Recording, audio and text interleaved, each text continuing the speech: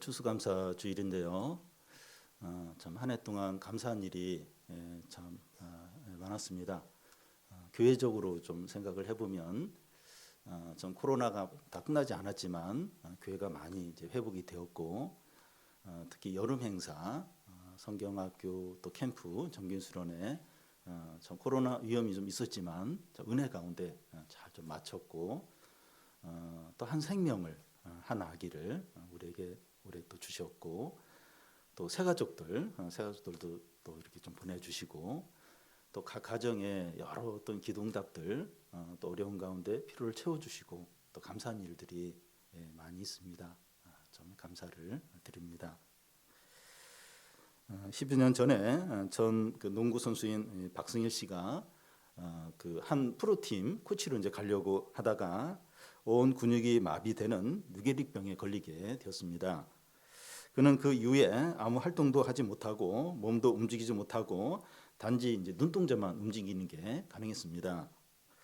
그 이후로 그는 이 눈동자를 이용한 안구 마우스로 이제 의사를 이제 표현하며 생활을 하고 있습니다. 그는 그 눈으로 희망을 쓰다라는 책을 출판했는데 이 책은 그가 이제 눈동자만을 움직여 단어를 선정해서 쓴 겁니다. 그런데 한 가수가 그의 책을 읽고 이 절망 가운데 꿈과 희망을 보았다고 하면서 뇌계릭 환자들을 위해서 1억 원을 내놓았습니다. 사람들이 살아가면서 이 불평과 원망을 하는 이유는 현재 자기가 누리고 있는 것들을 당연하게 여기기 때문입니다. 사람들은 이 자기가 소유한 것이 무엇이냐 하는 것보다도 이 자기에게 없는 게 무엇이냐 하는데 더 관심을 갖습니다. 그런데 우리가 현재 가지고 있는 모든 것들은 당연한 게 아니라 은혜로 주어진 거죠. 우리는 재산이나 건강이나 직장이나 가족이나 그 일상생활을 한번 잃어버리고 나면 이런 것들이 얼마나 소중한가 하는 것을 깨닫게 됩니다. 코로나와 기후 재난들과 이 경제적인 위기를 겪으면서 일상의 소중함을 참 깨닫는 그런 기회였습니다. 사람이 이제 행복을 느끼는 것은 많은 수입에 달려 있는 것이 아니라 이 마음에 달려 있습니다. 이 각 나라들의 이 삶의 만족도를 조사한 통계를 보면 미국이나 유럽 국가들이나 한국보다도 이 네팔이나 부탄 같은 나라가 훨씬 더 이 행복도가 높습니다. 오늘 말씀에 보면 한 비천한 여인이 나오는데 이 여인은 가난한 과부입니다. 그 2000년 전에 그 여성들이 직업을 가질 수 없었기 때문에 이 과부는 가장 가난하고 불행한 사람들이라고 할 수 있습니다. 그래서 이 가난한 과부는 행복하거나 만족스러운 것이 없었을 겁니다. 그런데 그는 하나님께 감사하는 거예요. 그 감사의 표현으로 자기에게 있는 것으로 힘을 다해 하나님께 드렸습니다. 예수님은 이 여인의 헌금을 가장 귀하게 여기면서 그가 다른 사람보다 더 많이 했다고 칭찬을 하셨습니다. 먼저 이 사람들의 주된 관심이 뭐냐 하는 겁니다. 큰 수해나 재난이나 일어나고 또 연말이 되면 이 기업인들이나 정치인들이나 연예인들이 성금을 내어놓습니다. 이 성금을 기탁하는 사람들의 이름이 TV나 신문에 나오는데 금액이 많은 순서부터 이렇게 나옵니다. 그런데 적은 금액은 언급을 하지 않습니다. 1년 동안 모은 돼지 저금통을 그 성금하는 어린이나 또 말단 경찰관이나 택시 기사들이 모금한 이제 성금들이 있는데 그런 건 전혀 언급이 없습니다. 세상 사람들의 관심은 많은 금액에 있기 때문이죠. 그런데 이 사람들의 이런 태도는 하나님께 드리는 헌금에도 나타날 수 있습니다. 41절, 42절을 우리 한 절씩 읽겠습니다. 예수께서 헌금함에 대하여 앉으사 무리가 어떻게 헌금함에 돈 넣는 것을 보실세 여러 부자는 많이 넣는데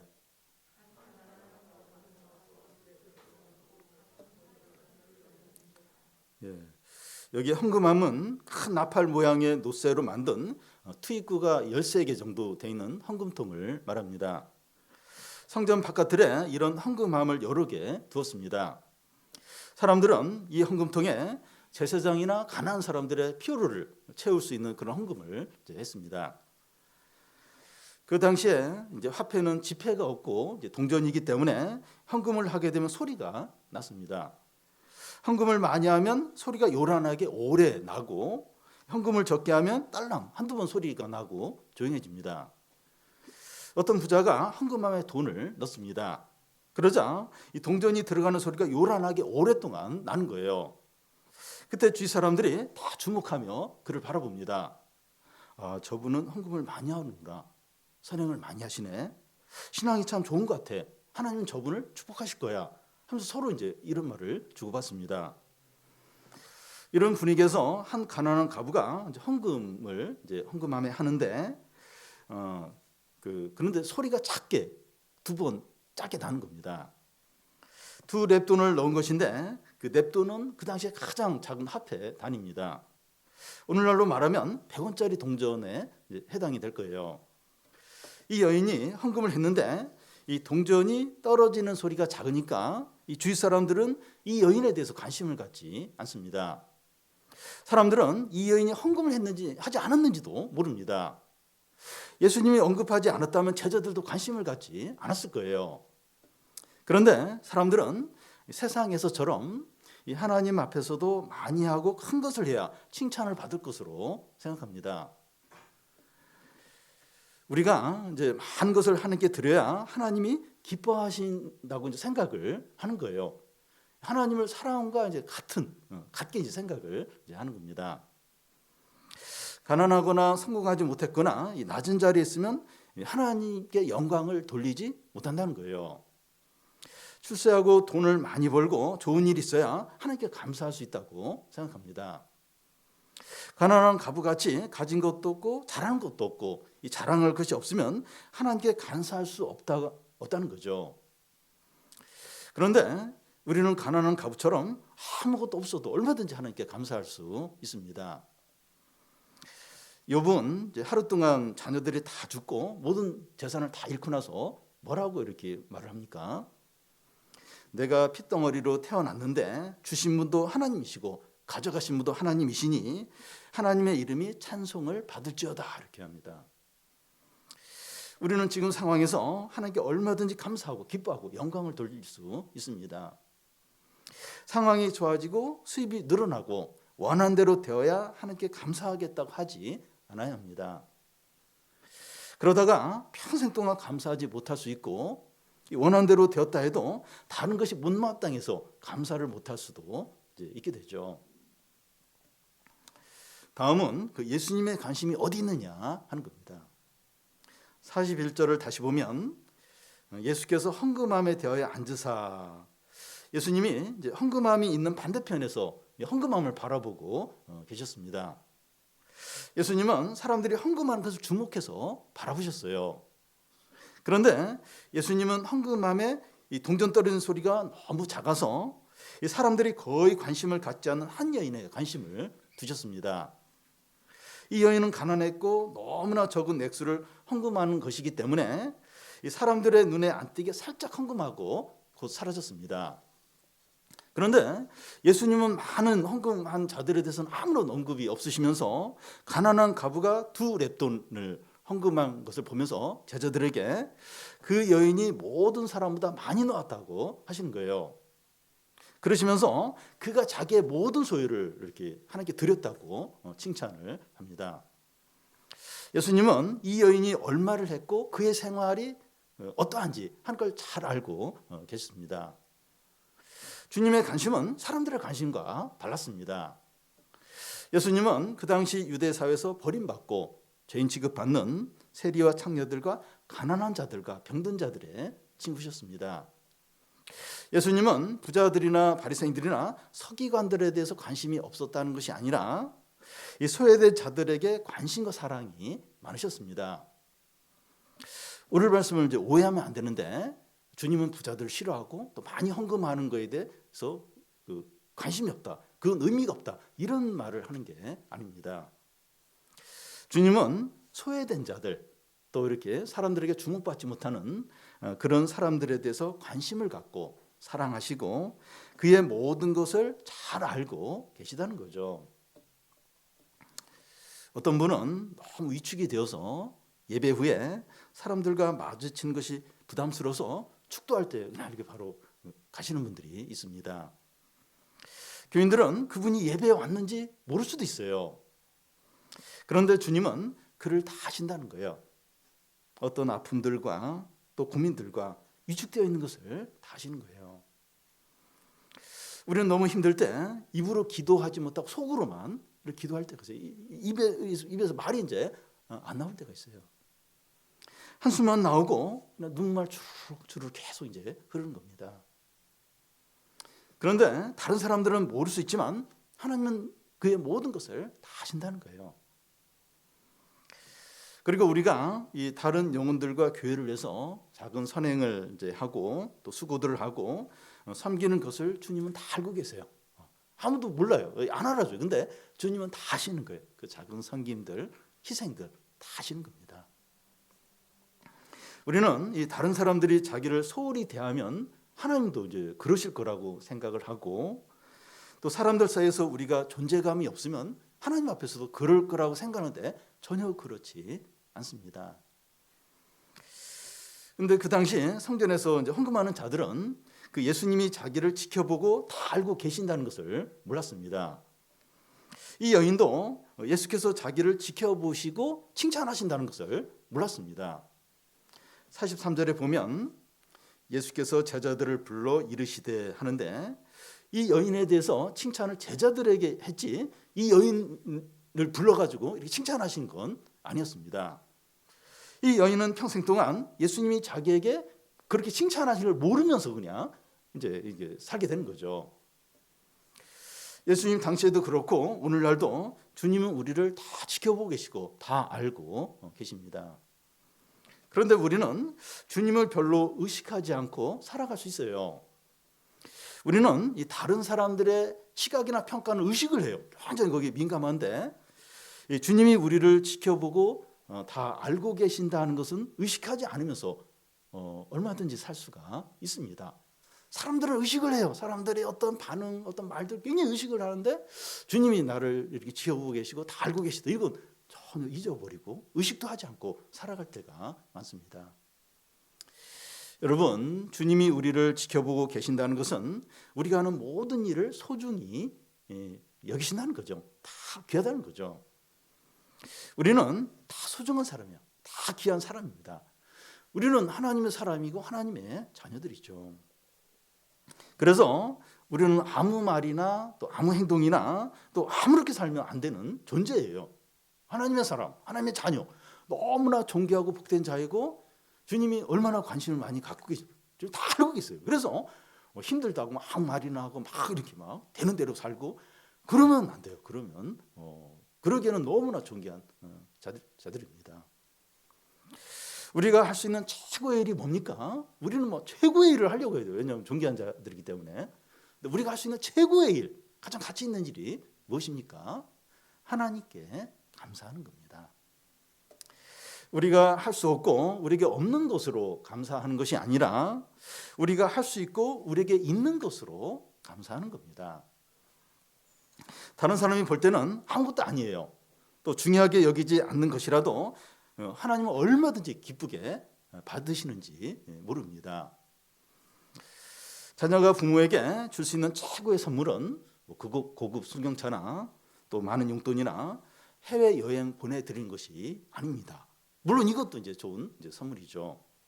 그런데 그보다 더 좋은 선물은 그동안 부모님이 자기를 위해서 수고하신 것에 대해서 진심으로 감사하고 또 부모님을 자랑스럽게 여기고 또 부모님을 사랑하는 거죠. 이런 마음으로 작은 선물을 할 때 부모님은 너무나 기쁘게 이제 받으시게 되죠. 그와 같이 우리가 하나님께 할 수 있는 최고의 일은 우리가 어떤 형편과 처지에 있든지 하나님께 감사하고 찬양하고 영광을 돌리는 겁니다. 돈이 없고 건강도 안 좋고 또 진로가 불안해도 얼마든지 하나님께 감사하고 기뻐하고 찬양할 수 있습니다. 그게 이제 가장 큰 일이에요. 가장 그게 귀한 일이고 하나님께 할 수 있는 최고의 일이 바로 그겁니다. 얼마나 많이 얼마나 큰 거, 이것도 물론 의미가 있지만 이것보다 더 큰 건 어떤 형편에 있든지 감사하는 거죠. 그리고 주님을 기뻐하고 주님을 찬양하고 이것보다 더 귀한 것이 없죠. 이것보다 더 큰 일이 없는 겁니다. 마지막으로 이 주님의 평가입니다. 이 가난한 과부는 가진 것이 너무나도 없었습니다.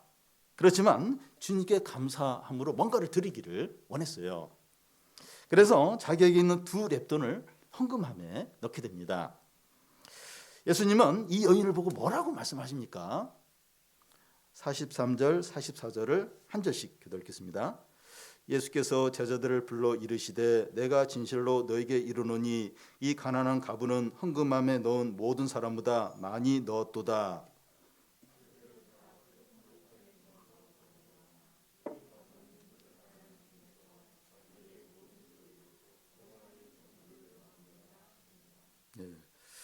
예수님은 이 여인에 대해서 제자들에게 말씀하시면서 이 여인이 참 훌륭한 일을 했다, 이 여인이 많은 헌금을 했다, 이렇게 말씀하지 않았습니다.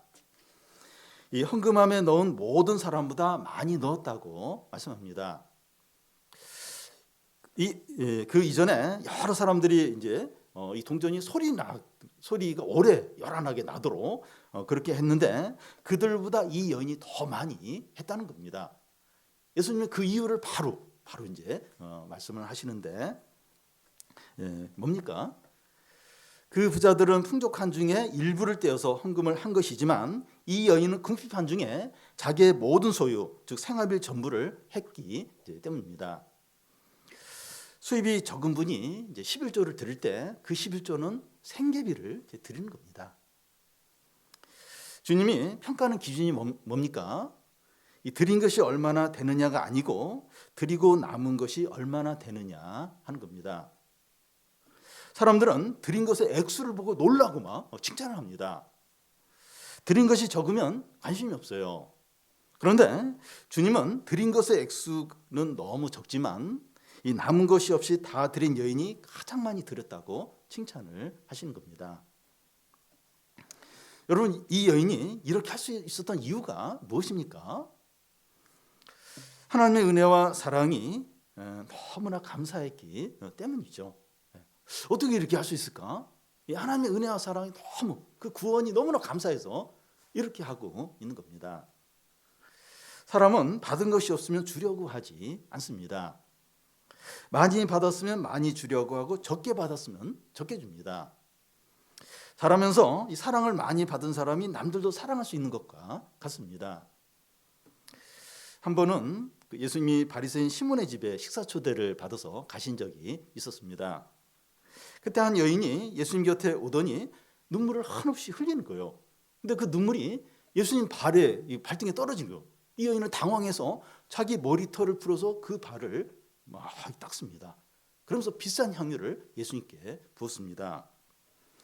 그때 예수님을 초대한 이 바리새인 시몬은 이제 속으로 이제 말하기를, 이 여인은 남들이 다 아는 죄인인데 이 예수는 참 이 여인이 자기 몸을 이렇게 만지는 걸 그냥 놔두는구나, 이러면서 이렇게 속으로 비난을 합니다. 그러자 예수님이 시몬에게 무슨 말을 하시는가 하면, 너는 내가 들어올 때 입맞춤도 하지 않았고 발 씻을 물도 주지 않았고 흔한 감람유도 붓지 않았다는 거예요. 그런데 이 여인은 들어오자마자 내 발에 입을 맞추고 머리털로 닦고 향유를 부었다는 겁니다. 죄사함을 적게 받은 사람은 적게 사랑하고 죄사함을 많이 받은 사람은 많이 사랑한다는 겁니다. 이 여인은 예수님을 믿은 후에 돈을 많이 벌거나 좋은 일이 많이 생겨서 이렇게 하고 있는 게 아닙니다.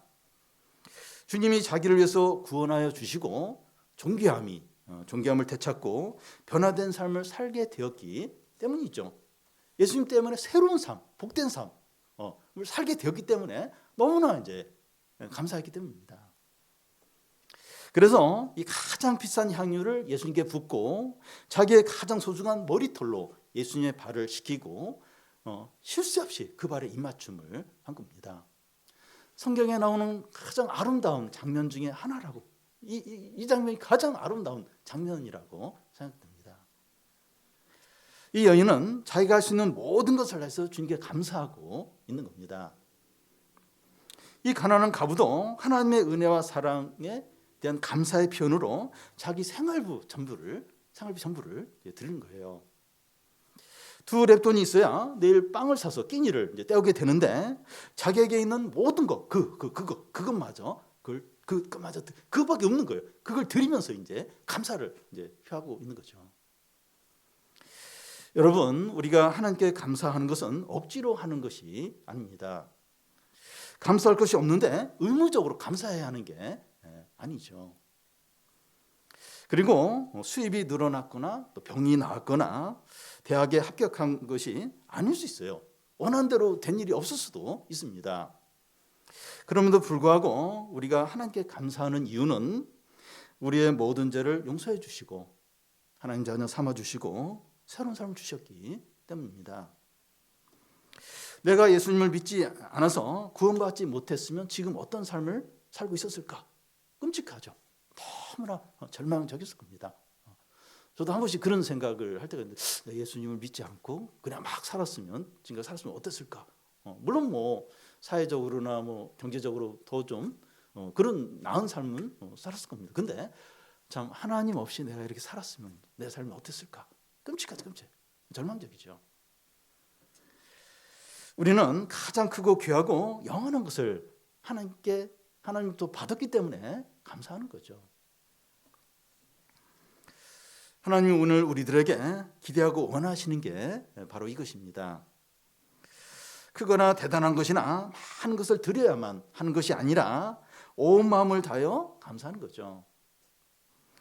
아무것도 없어도 어려움이 있어도 얼마든지 하나님께 감사할 수 있습니다. 우리가 하나님께 전심으로 감사하지 못하는 이유는 가진 것이 없거나 상황이 어렵거나 그런 것 때문이 아니라 마음이 없기 때문입니다. 소유가 많고 편안한 가운데 있는 사람은 그것에 마음을 빼앗겼기 때문이고 또 가진 것이 없고 형편이 어려운 사람은 마음이 상해 있는 거예요. 상해 있기 때문입니다. 우리가 하나님의 은혜와 사랑을 기억한다면 현재 처지와 상황이 어떠하더라도 얼마든지 하나님께 감사할 수 있습니다. 오늘 말씀은 이 고난 가운데 위축되어 있고 낙심한 분들에게 많은 위로와 격려가 이제 되는 말씀입니다. 어떤 면에서 우리 모두는 가난한 그 과부들과 같습니다. 나이가 점점 들면서 그런데 점점 자신이 그렇게 좀 느껴지는 자신의 어떤 처지와 상황이 그렇게 느껴지어요. 청년들도 불안해, 미래가 불안하고 또 뭐 돈 모아하는 것도 없고 막 또 취업도 안 되고 이러면 진짜 가난한 과부와 같은 이제 그런 이제 상태이죠. 우리에게 아픔이 있고 목마름이 있고 무거운 짐이 있고 한계들이 있습니다. 우리 자신이 사람들의 관심에서 점점 소외되고 자신감이 없어지고 비참하게 여겨질 수 있습니다. 그런데 중요한 게 뭡니까? 주님이 우리에 대해서 관심을 가지고 계시다는 거예요. 주님은 나를 알고 계시고 주목해 보시고 응원을 하고 계십니다. 그렇다면 충분해요. 주님이 집중적으로 나에게 관심을 갖고 나를 귀하게 여기고 그렇다면 충분해요. 우리 상원 사람들이 뭐 나를 관심 안 갖고 뭐 그래도 뭐 괜찮아요. 충분합니다. 하나님은 양이나 외적인 것으로 보시는 것이 아니라 중심을 보시고 믿음을 보십니다. 미가서에 보면 이 하나님이 원하시는 것은 천천의 수양이나 만만의 기름이 아니라 공의를 행하고 인자를 사랑하며 하나님과 동행하는 거라고 하셨습니다. 뭔가 많아야 하거나 뭔가 대단해야 하나님을 기쁘시게 할 수 있는 게 아닙니다. 우리가 아무리 어렵더라도 하나님께 헌신할 때 하나님께 우리의 중요한 걸 맡기고 또 드릴 때 이 가난한 과부가 그랬습니다. 그러니까 당장에 이제 어떤 이거 없으면 이제 내일 굶게 되는데 그걸 하나님께 맡기는 거예요. 그래서 자신의 먹고 사는 이런 부분을 하나님께 전적으로 의지하는 겁니다. 그렇게 했을 때 하나님께서 우리의 필요를 신실하게 채워주십니다. 그 예를 들면 예를 때 이 사렙다 과부는 마지막 남은 그 밀가루로 빵을 만들어서 자기하고 자기 아들하고 먹고 이제 죽으려고 나뭇가지를 줍고 있었습니다. 엘리야는 그 과부에게 빵을 만들어서 나에게 먼저 가져오고 나머지를 너와 그 아들을 먹으라고 이렇게 말합니다. 그러면 통의 가루와 병의 기름이 기근이 끝날 때까지 계속해서 너희 집에 그치지 않을 것이라고 하나님의 말씀을 전했습니다. 그래서 이 과부가 믿음으로 그렇게 했습니다. 자기와 그 아들의 마지막 식량을 하나님께 이제 드린 거죠. 그 결과 기근이 끝날 때까지 하나님 말씀대로 밀가루가 그 집에서 그치지 않았습니다. 현재 우리의 형편이 가난한 과부처럼 어려울 수 있지만 하나님을 신뢰하고 헌신할 때 우리의 중요한 부분을 맡기고 드릴 때 풍성한 은혜와 신실한 공급이 있습니다. 추수감사주의를 맞이하여 우리를 구원하여 주시고 새로운 인생을 주시고 하나님의 자녀로 삼아주신 하나님께 온 마음으로 감사드리기를 바랍니다. 올 한 해 참 재난들이 많았어요. 또 경제적으로 너무 어렵고 또 코로나도 이제 끝나지 않은 상황에서 참 우리에게 베풀어 주신 하나님의 놀라운 사랑과 보호와 또 필요를 채워주신 것에 대해서 감사하고 찬양하고 영광을 돌리시기를 바랍니다. 현재 우리에게 큰 어려움이 있고 해결되지 않는 문제들이 있고 진로가 불투명하더라도 하나님의 은혜와 사랑과 구원을 기억하며 감사하시기 바랍니다. 우리가 곧 이어서 이제 성찬식을 하게 되는데 우리의 모든 죄를 용서해 주시고 하나님의 자녀 삼아 주시고 영생을 주신 것을 감사하고 기뻐하고 찬양하는 그런 성찬식이 되기를 바랍니다.